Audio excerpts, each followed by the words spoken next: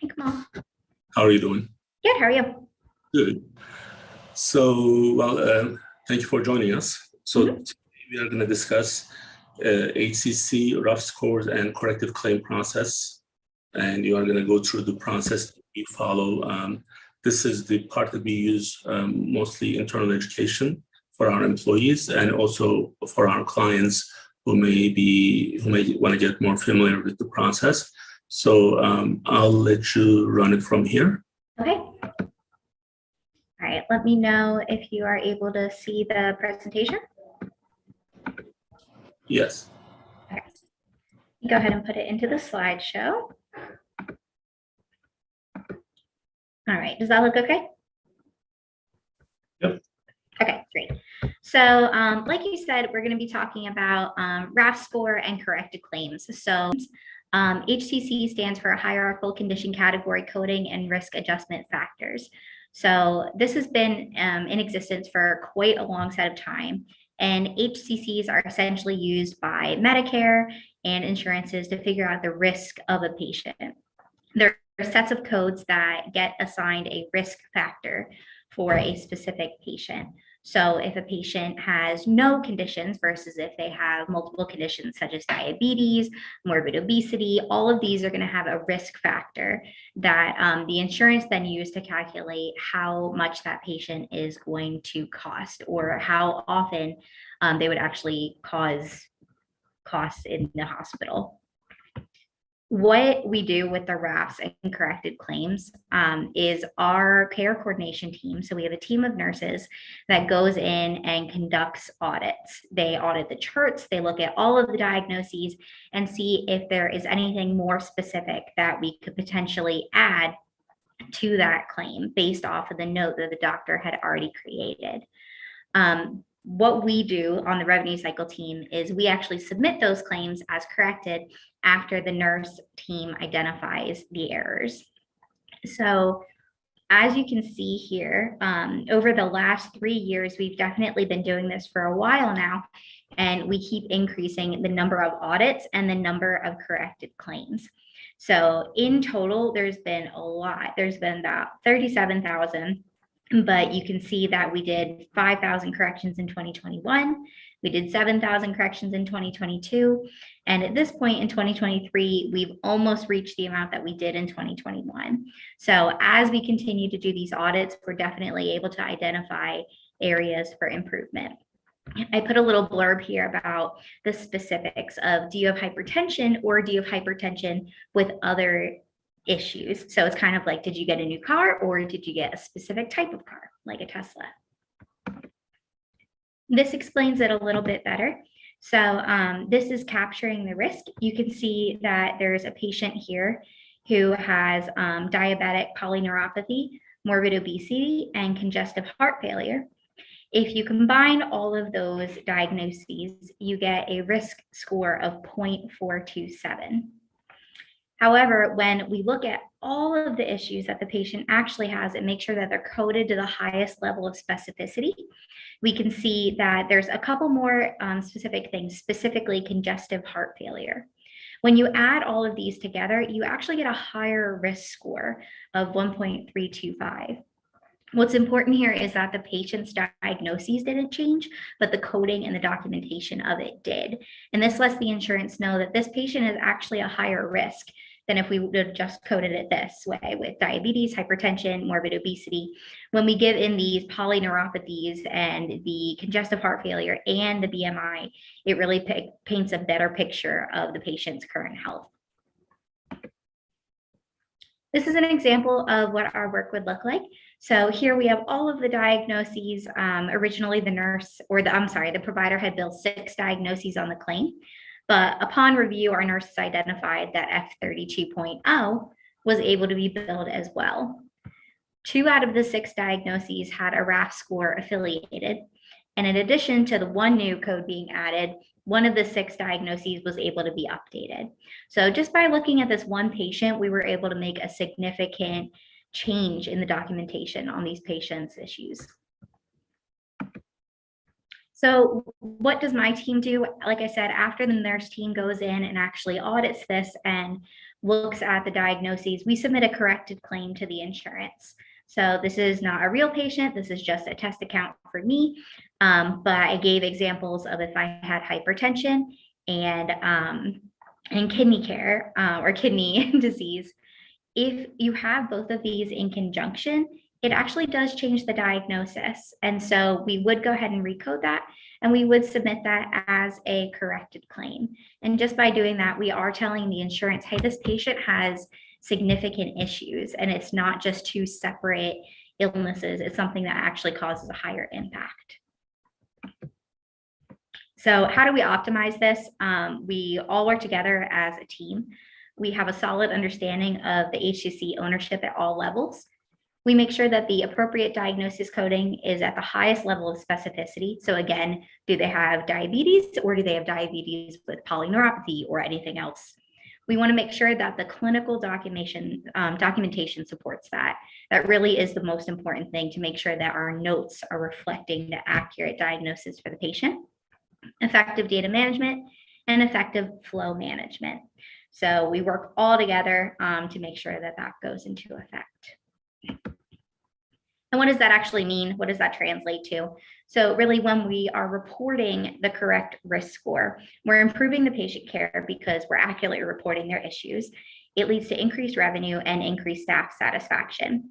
So taking a look here, we have two different groups. Group 1, where that risk score was less than 1.2, and here where it's between 1.2 and 1.5. Based off of that risk score, you can see how much the insurance is really investing in these patients, that they really are going to end up probably going to the doctor more often, or potentially using emergency services more often. So the insurances do recognize that when we're accurately describing the risk of the patient, it does translate into more population-based care. And that was my last slide. I can stop sharing. Any questions? Well, Katie, thank you so much. So now, what you presented for us today is one of the ways to see how a medical billing company can evolve from a medical billing company to an advanced RCM, revenue cycle management company. So in today's medical practices, especially private practices, which our client demographic is, what we understand is the compensation model is not going to stay the same. Compensation used to be for medical offices based on fee-for-service. So you would see X number of patients, you would build certain level of codes, and then that's how you would get paid. Today, almost 20% of our income, our compensation is depending on value-based contracts. United Medical ACO has almost 8 different ones with different insurance companies.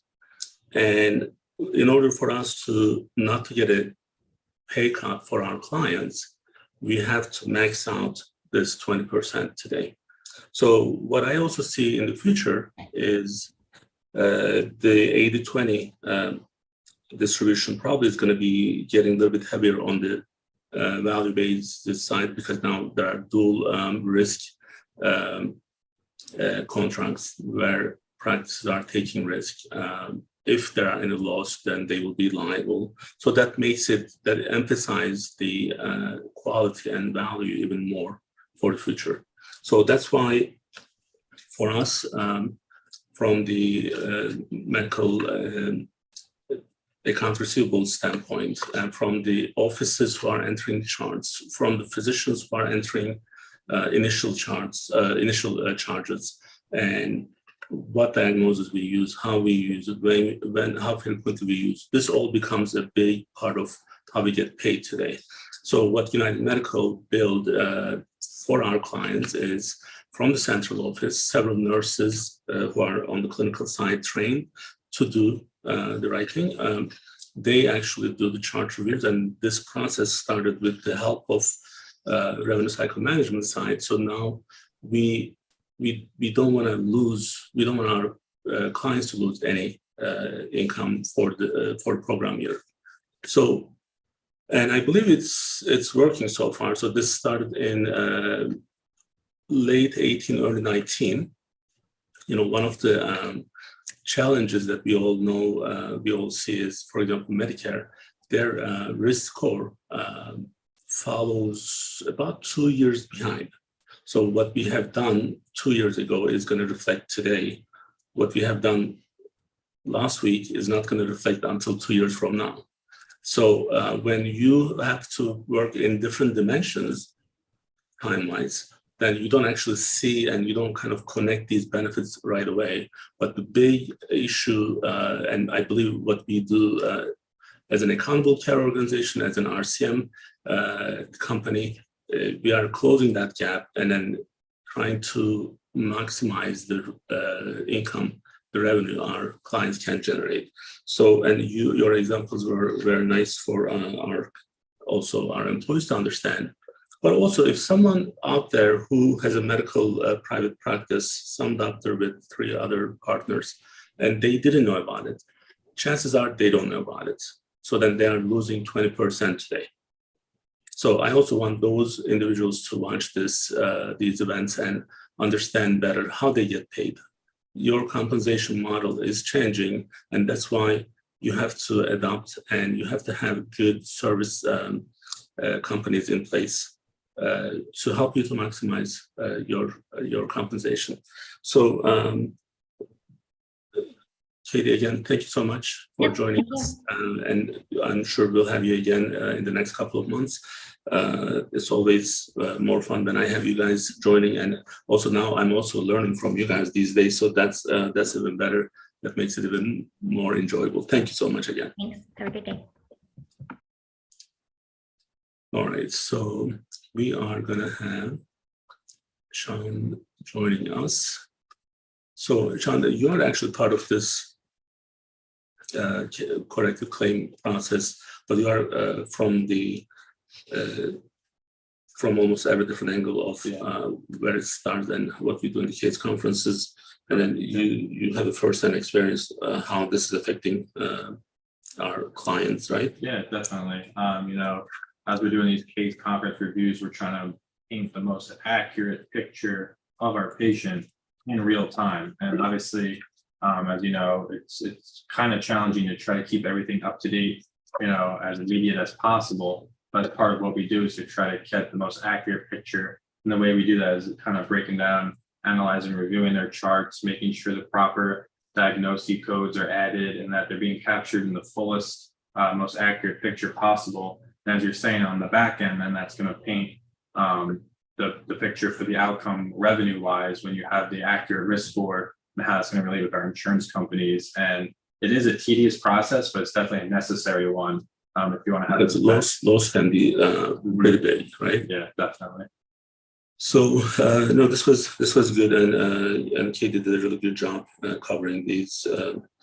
So now we are going to talk about one of the AMA, American Medical Association's decision or recommendation on BMI and how BMI is being utilized. Yeah. So use of BMI alone is an imperfect clinical measure, and this is the new AMA opinion at this point. Right. So although BMI is a very easy one and very inexpensive one to use, at least set the benchmark, but it's not the most efficient way or by itself. So we are not saying that the BMI is not the right one.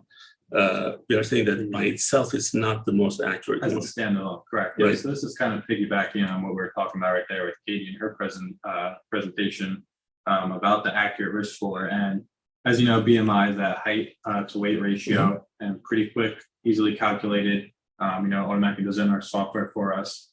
But just having that, we always use this term, the cookie cutter approach. Not everyone's body is made up the same way. So if you think about if you have an athlete like a football player, power lifter, their BMI may suggest that they are overweight, but when you're realizing that the muscle weighing more, that really they are indeed healthy for their body, but that calculation doesn't know that they're an athlete. So it may say, hey, this person's overweight, or they're almost obese if they're, say, a 6'7", 320-pound lineman who that's basically all muscle, these bigger people, but they're being an athletic build versus the BMI might just say, oh, it thinks that's all fat calculated in. So it's not necessarily the best thing to rely on solely as a standalone, as we're saying here. So does it help? Definitely. Does it help? I mean, it's for speed it up? the base. It's a good A starting measure. point. So because if someone's this bodybuilder with BMI 40, that's still accurate. Right.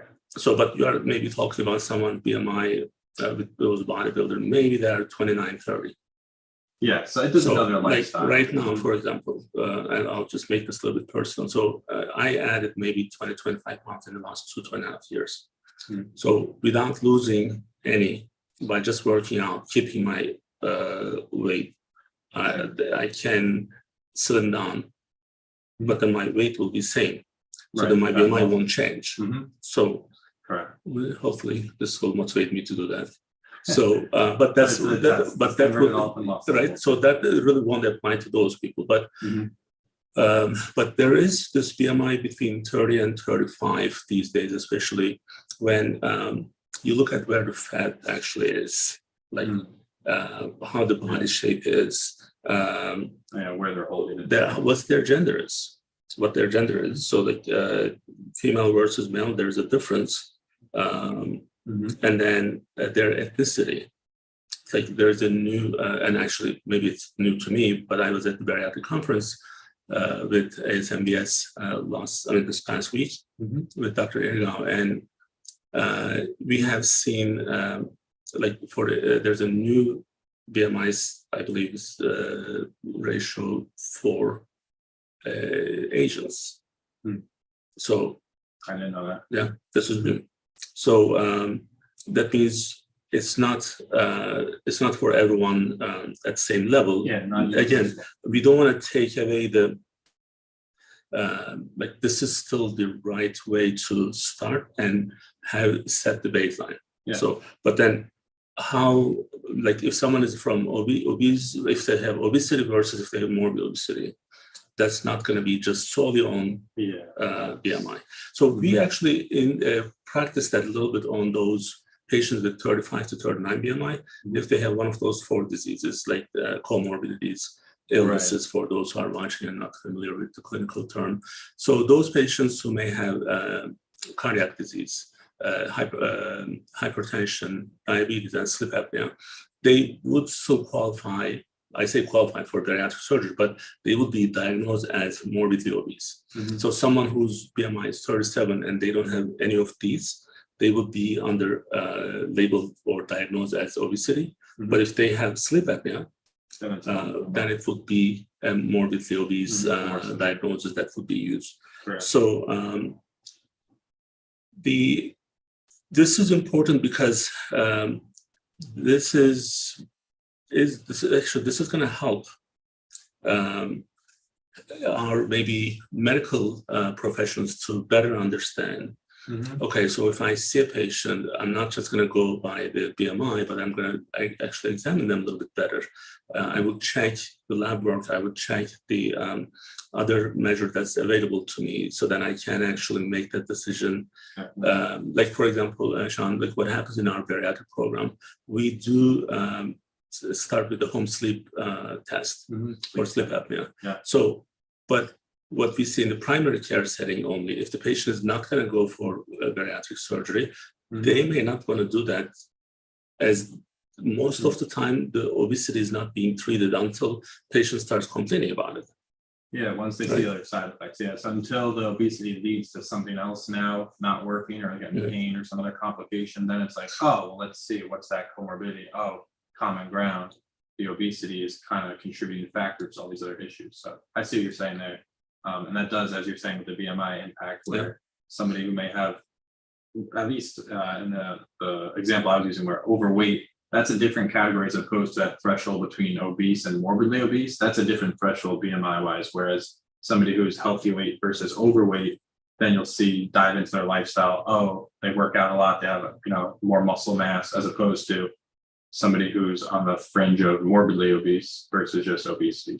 So, I mean, again, I see this as a very positive news for medical community because now understanding obesity and morbid obesity is being emphasized by this, so that you are not just looking at one measures. And then what they say is that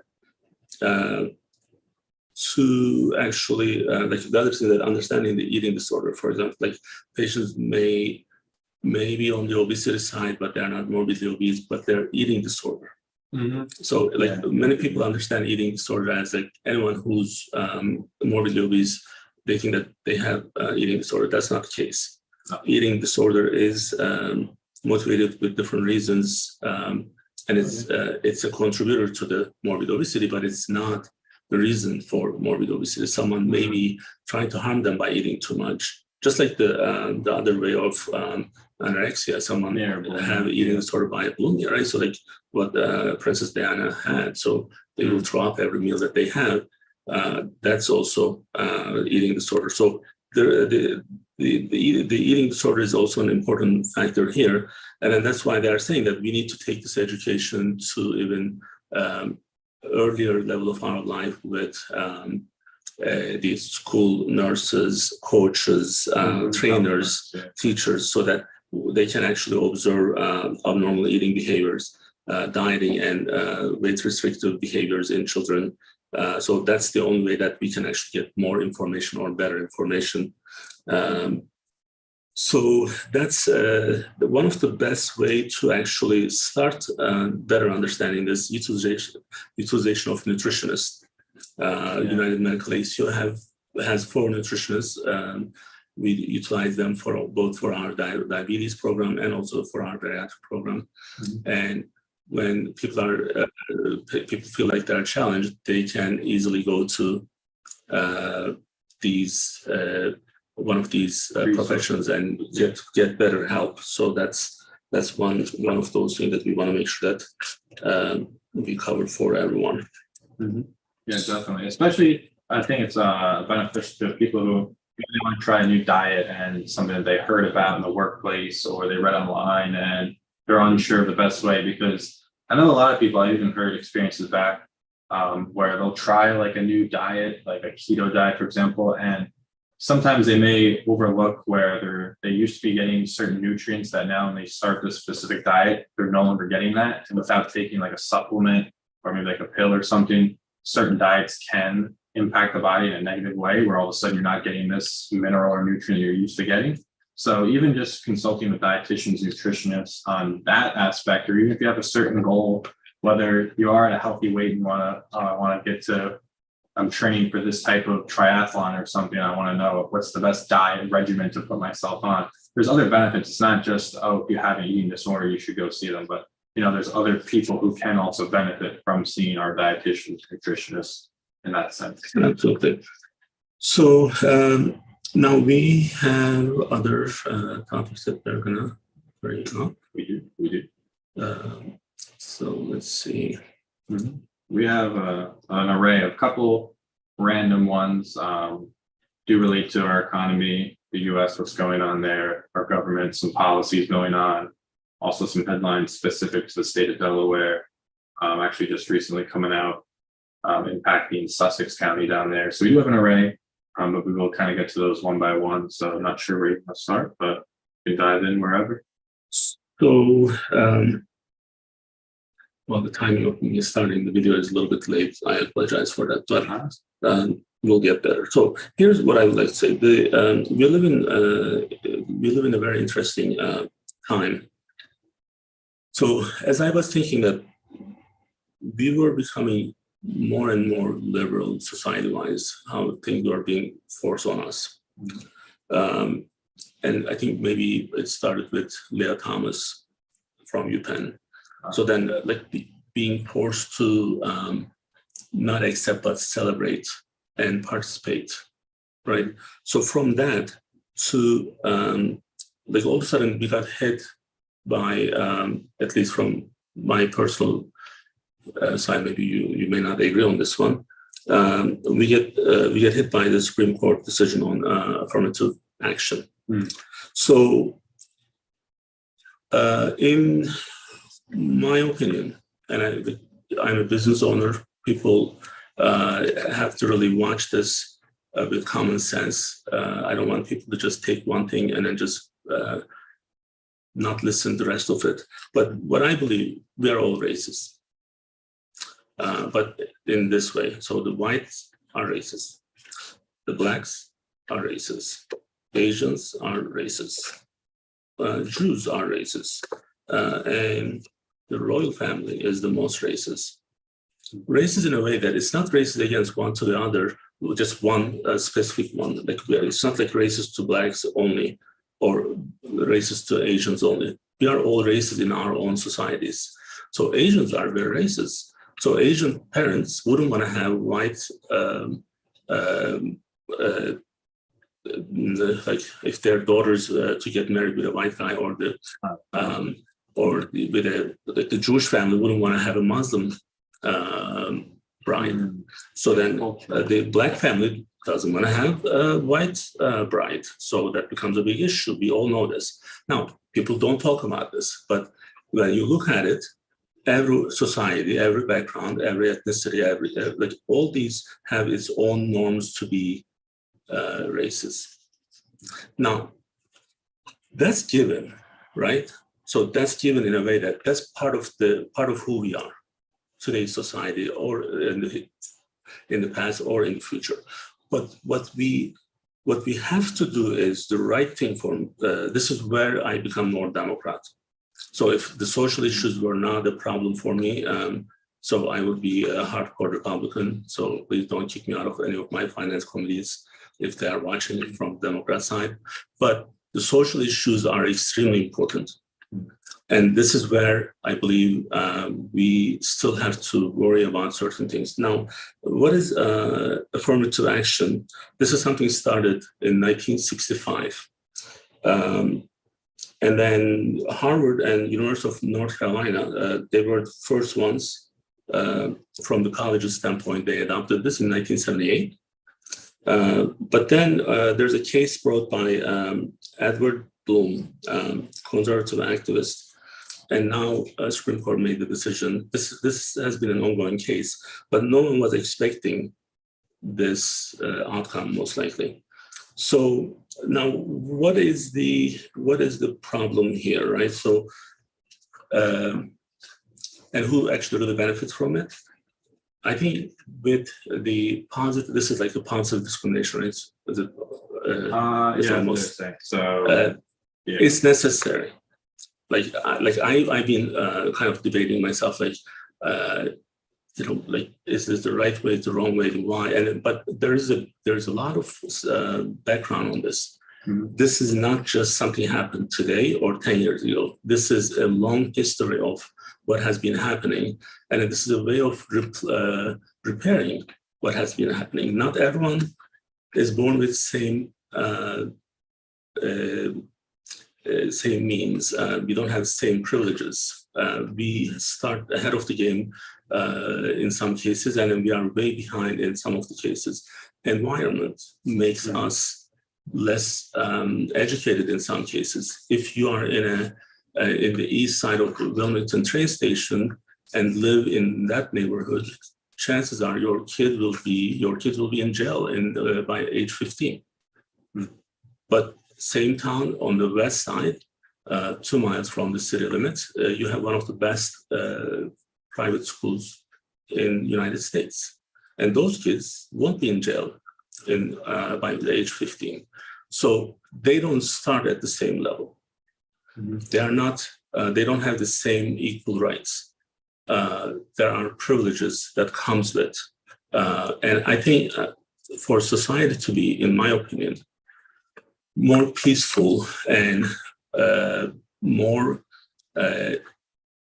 organic, you have to take care of these types of issues. And I don't believe we are there yet to do this without a good law in place. But if we are saying that now that this is just based on the SAT scores, I mean, we know most Ivy League schools, they just get their own, like whoever is graduated, if your father or your mom is from there, your chance of getting in there is easier, right? That's what the Ivy League is. For a legacy, yeah. Yeah. So, well, what's wrong with the guy who works so hard but don't have the same trainers or same tutors and same all the other resources that you may have or I may have, but then they are just doing it on their own. That person is part of the society. I'm not saying that everyone has to be equal, but the equal opportunity needs to be given. Sometimes for equal opportunity, the base needs to be set. Not everyone's base is the same foundation. So I believe that was a mistake. And I'm worried that it's going to actually bring up more issues in terms of the society itself.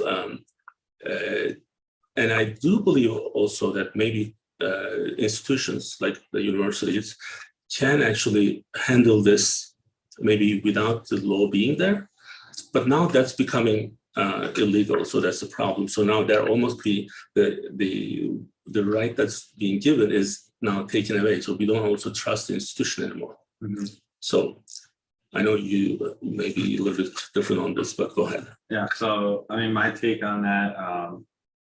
I think the example that prompted this was there was an Asian American student who had a nearly perfect SAT score and he was rejected. And I think it was due to, like you're saying, the race card on, they need to fill so many seats for each background diversity to satisfy that they are well represented. And I think the argument there was if somebody has a better score just because they're of race X, that's somebody who performed well. I'm not saying this is solely, obviously the admission process at universities isn't solely on a test score alone, you know, SAT, ACT. There's a lot more to an application. Even a lot of universities are test optional now, so you don't have to submit your scores. But let me ask you, you don't have to tell me that, and we didn't really talk about it, so I don't want to put you on the spot. Mm-hmm. What was your test score, the SAT? Well, I did my ACT 30. Like that out of? It's out of 36. So that was kind of high.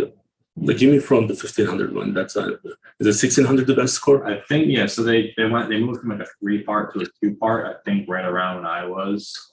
So I want to say I was like a 1220 maybe on the 2-part.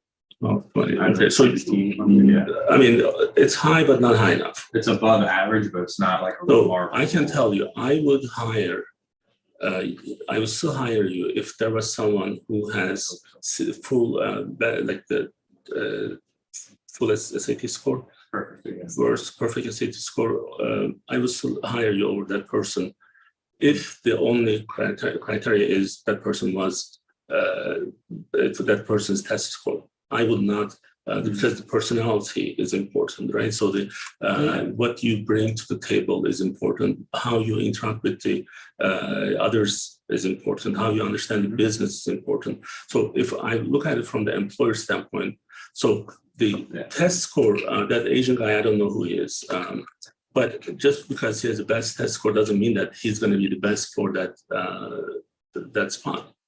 Because what you bring to the school's variety, diversity is important.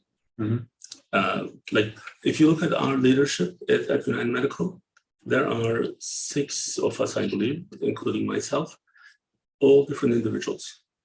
Mm-hmm. Someone may just think that, oh, they're going to be all like Kemal. No, they're all different personalities because they all bring something different to the table. So I wasn't looking for another superstar there. I was looking for the person who can bring the most for the position that they are in.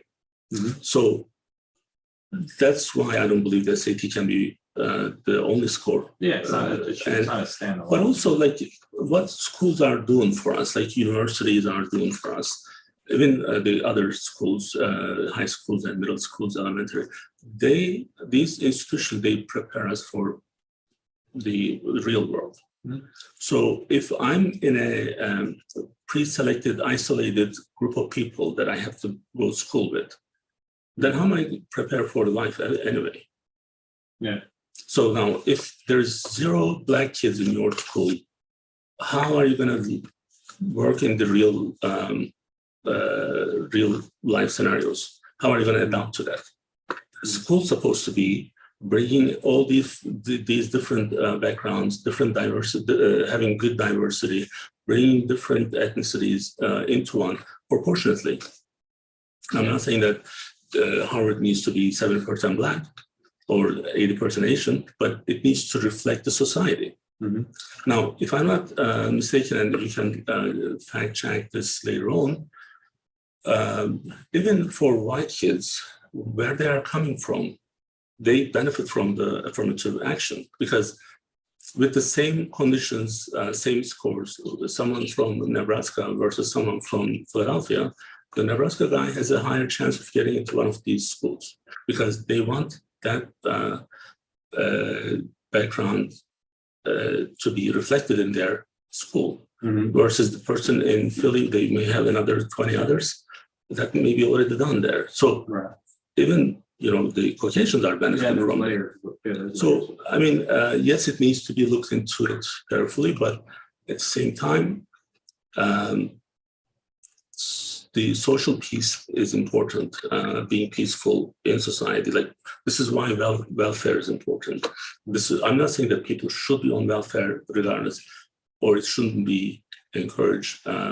But if the resources are not there, then we have to bring up the standards of those. So then, like what we were discussing in our last couple of sessions is people who are homeless, people who are in shelters, people who live under poverty level. So this is part of it. So if you have too many inconsistent or maybe consistent way of pushing people away from the rest, I think that's gonna be a threat to the future of social peace, in my opinion. So I have a follow-up question for you then. Where you're saying how you want to have them in an environment that's going to prepare them for the real world. So you're saying, like, if it was an all-white, you wouldn't say, you're saying like be 70% Black representation at Harvard, for example, but you want to be exposed to people of different backgrounds, vice versa. So what is your stance on like an HBCU where it's like, would you recommend, so say if someone who's Black, should they then pursue a university that's an HBCU where they're like 95% also Black, or would I'm saying like my position is same. So I don't think there should be all Black college either. So because that's not the way of preparing people for real world. So like I think Delaware, the one that I sent you today, so we are going to invite him. What was the name? Ken or Todd? I think it was Tony. Yeah, he's Delaware State, but they are one of the HBCUs. Yeah, so then we'll send the invite, and then maybe he can join us. I don't actually agree with. I mean, I don't know the dynamics of that, how they become so heavy on the on one race, but I don't think that's healthy either. Yeah, I mean, it's basis that historically Black college university, but that's. Yeah, they do. Obviously, it's a benefit if you're. But how many of those versus how many of the others? So like, it's all about the proportion. Right. So if, this kind of goes into other issues, right? So there are, I think 2.5 times more from the proportion standpoint, more Blacks in jail than the population they represent.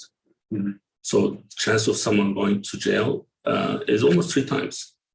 So then if you look at the prison population, it's almost 7% Black. I may be off with the numbers. I do have number disorder. I apologize for that. But 65 to 75 is not going to make much difference. The majority is what I'm referring to. And if you have that problem, that also speaks for itself.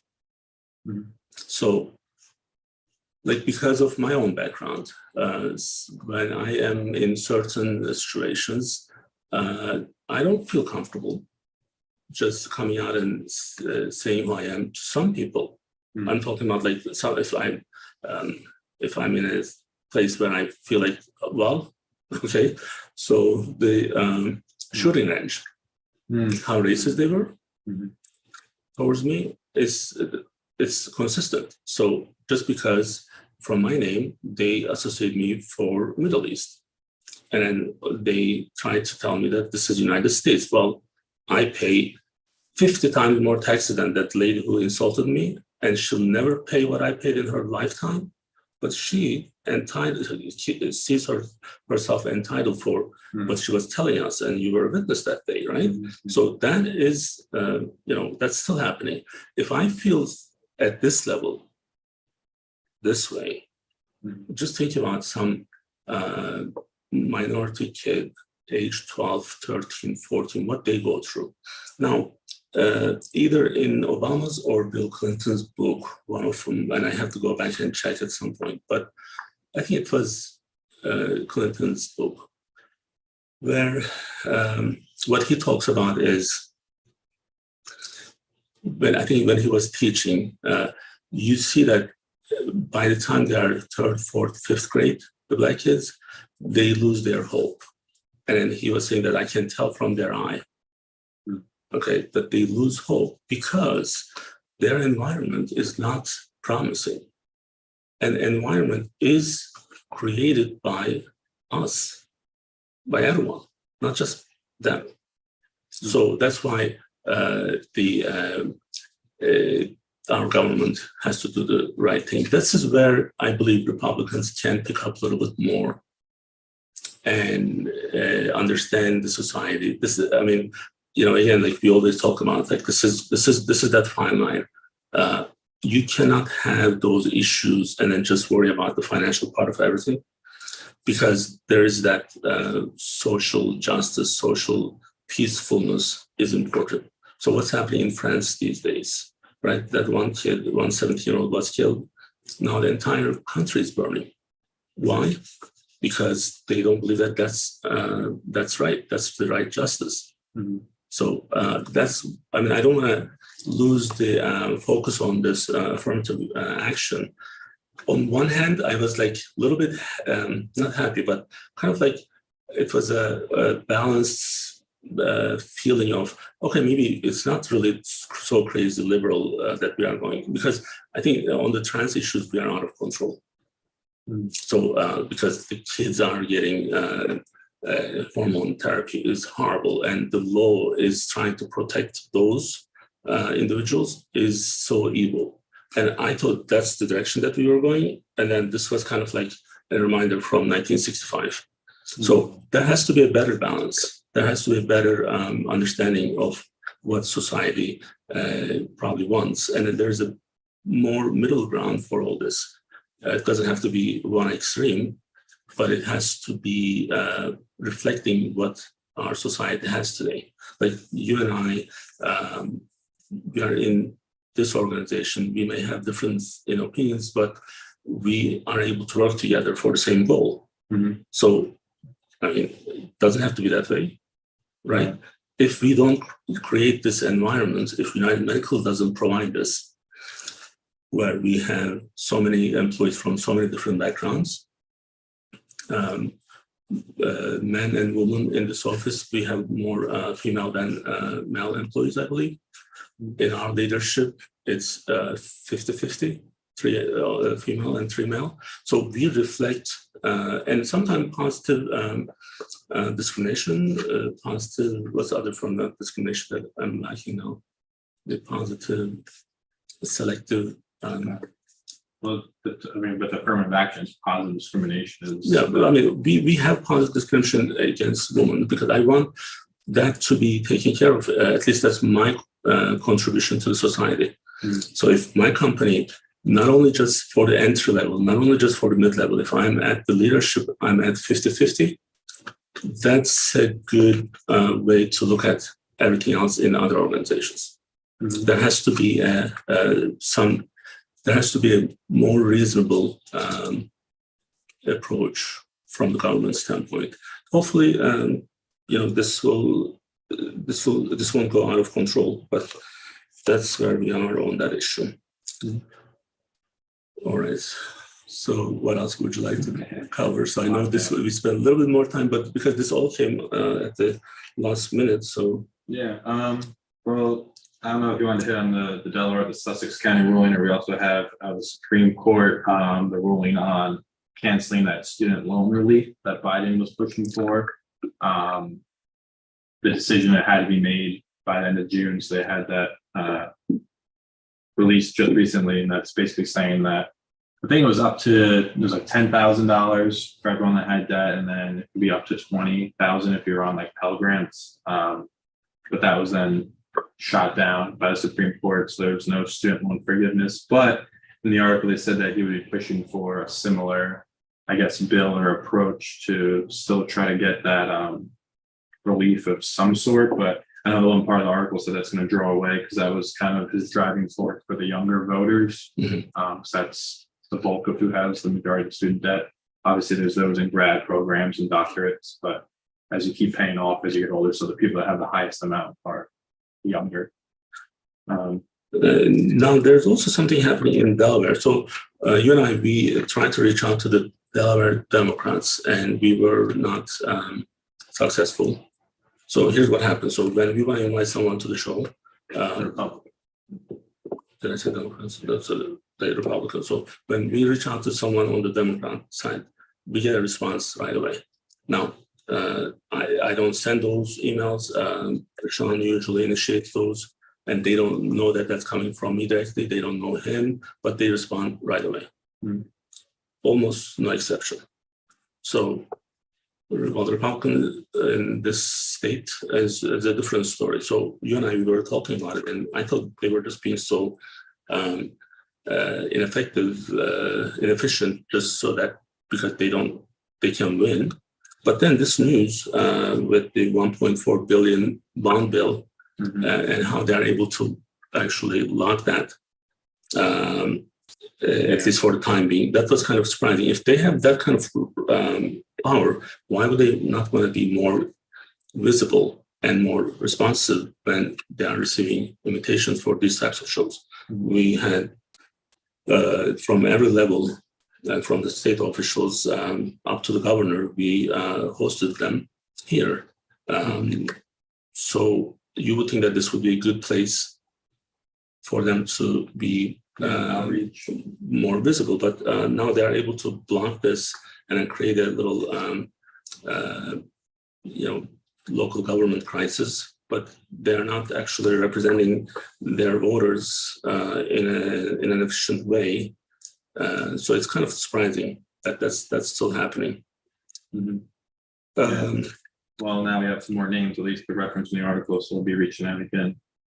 So, Sean, I know we invited, there are some confirmed ones for our for the election period, I guess, that for 2024. So we want to have all candidates being able to come to this show and then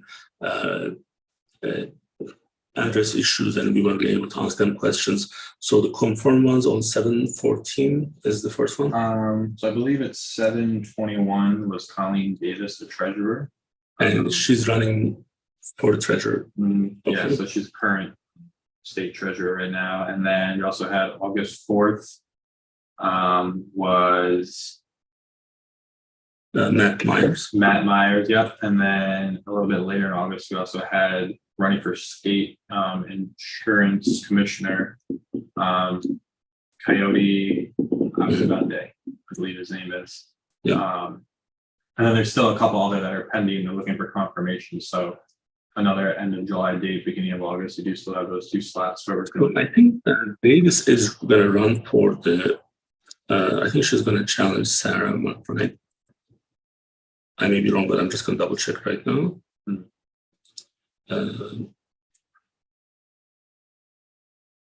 Yeah, so Eugene Young is one of the people who is going to most likely. Eugene Young is one of the people that may challenge Sarah, and also one more person. Yeah, Colleen Davis may be running for Congress. So there are three people. So it's not going to be an easy run for anyone. So. But then we invited the mayor of Wilmington, We should be able to get him soon. Matt Myers, we did say, and there will be some others who are going to join, but these are already confirmed ones. Yeah. So that almost twice a month, those guys should be able to join us. Well, again, we have our Geriatric Friday in 5 minutes. Dr. Erkan is going to join us. And this is an important weekend, a couple days from now. It's going to be the 4th of July. Well, happy 4th. Have a safe vacation holiday week, just because we also close the office on Monday. So there's 4 days that our employees and their families are able to enjoy. Happy 4th and be safe.